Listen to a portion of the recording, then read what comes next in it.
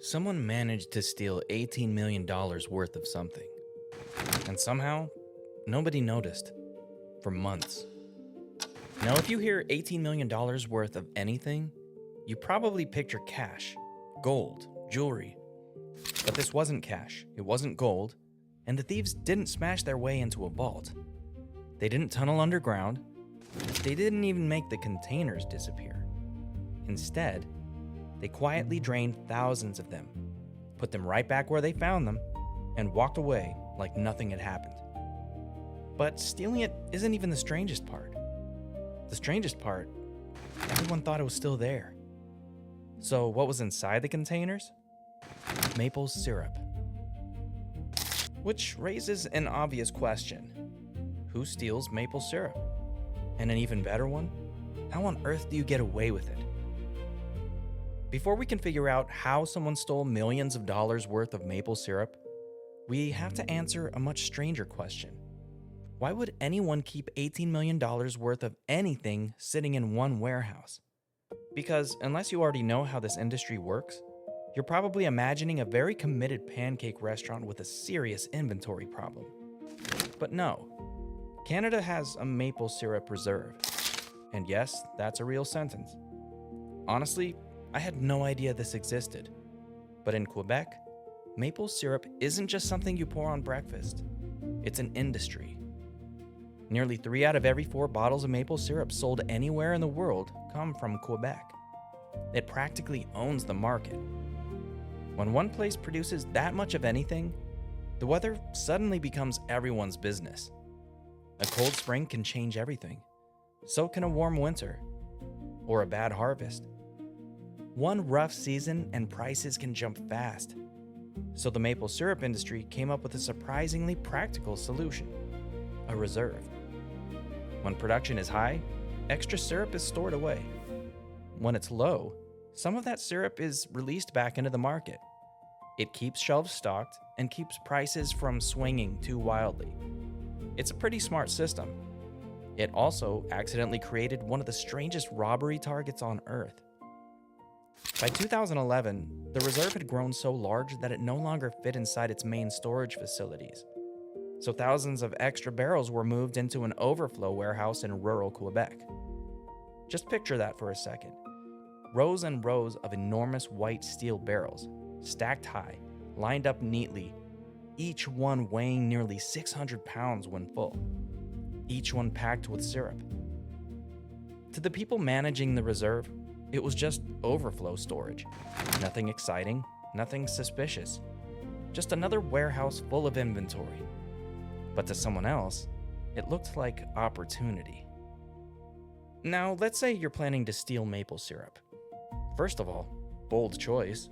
Second, you have a problem. This isn't jewelry, it isn't cash, and you definitely aren't slipping it into your pocket on the way out. A full barrel weighs about as much as a grand piano.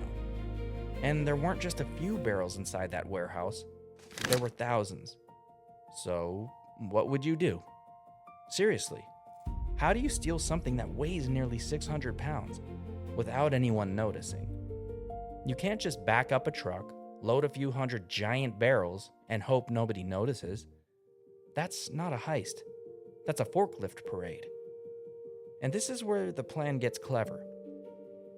The thieves understood something most people overlook. People notice dramatic change. They almost never notice small change. So the plan wasn't to steal everything in one night. It was to make the crime look completely ordinary. Barrel by barrel, truck by truck, day by day. But before they could move anything, they needed the one thing every thief wants, and every security system is built to stop: access. Breaking into a warehouse creates problems. Locks get damaged, alarms go off, doors look wrong. People ask questions. But if a truck is supposed to be there, if forklifts are already moving around, if people expect workers to come and go, then the crime doesn't have to hide in the dark. It can hide in plain sight. The group gained legitimate access to the storage facility. That was all they needed. Forklifts could move, trucks could roll in, barrels could be handled. and none of it looked unusual. If you saw someone carrying a television out of your neighbor's house at 3 in the morning, you'd probably call the police. But if you saw a truck leaving a warehouse in the middle of the day, you'd probably keep driving. That was the brilliance of it. It didn't look like a robbery. It just looked like work. For weeks, then months, trucks moved in and out of the warehouse. Full barrels left, and then somehow they came back. Same warehouse, same quiet routine. From the outside, nothing had changed. But inside the barrels, everything had. And this is where the plan stops sounding like theft and starts sounding like a magic trick. They didn't steal the barrels, they stole what was inside them. The barrels were taken to a nearby sugar shack. There, the syrup was pumped into other containers. Then the original barrels were filled with water, sealed back up, loaded onto trucks, driven back to the warehouse, and placed right back where they belonged. Anyone walking through that warehouse would have seen exactly what they expected to see. They didn't just steal maple syrup. They convinced everyone nothing had changed. They were illusionists. It's like stealing an entire bank vault, opening it somewhere else, taking all the money, then putting the vault back exactly where it belonged. So when someone walks by, they don't think, "We've been robbed." They think, "Vault's still there." It sounds impossible, except it wasn't. It was happening. Thousands of gallons of maple syrup had quietly disappeared. And because the barrels still looked right, the crime stayed invisible. The illusion held. Until one day, everything changed. By September 2012, the plan had been working for months. No dramatic police chase, no anonymous tip, no cinematic moment where someone in a trench coat whispers, "Follow the syrup." Just a routine inventory inspection. Honestly, that might be my favorite part. Because sometimes a massive crime doesn't fall apart because of a brilliant detective. Sometimes it falls apart because one person notices something that doesn't feel right. On the day of the inspection, Michel Gavreau climbed onto a stack of barrels to perform a routine check. One of the barrels shifted, just a little, but enough. Enough to make him stop. He looked around. Everything else seemed normal, but under his feet, something was wrong. The thieves had fooled the inventory, the paperwork, and the routine, but they couldn't fool physics. Michel removed the lid and looked inside. There was almost nothing. No thick amber maple syrup, just an almost empty barrel. At first, it probably didn't make any sense. Maybe the barrel had been mislabeled, or maybe somebody had simply made a mistake. So they checked another barrel, then another, then another. Some were nearly empty. Others had been filled with water. There was no innocent explanation. This wasn't an inventory mistake. It wasn't a bookkeeping issue. It was one of the largest food heists in history. As the inspection widened, the scale became almost impossible to process. Thousands of barrels had been tampered with. Roughly 3,000 tons of maple syrup had disappeared, worth around $18 million. That's enough maple syrup to pour over roughly 69 million stacks of pancakes. Or waffles, if that's your thing. Stealing the syrup was only half the job. Now they had to turn $18 million worth of stolen maple syrup into money. How do you even do that without anyone noticing? Because maple syrup is many things. Sweet, sticky, delicious, but it doesn't exactly disappear. It has to go somewhere. It has to be stored, moved, sold, and eventually somebody has to buy it. That was the thieves' final challenge. Stealing the syrup was one thing. Turning it into money was something else. You can't exactly post an ad that says, "For sale, suspiciously large quantity of maple syrup. Please don't ask follow-up questions." So how do you hide millions of dollars worth of stolen syrup?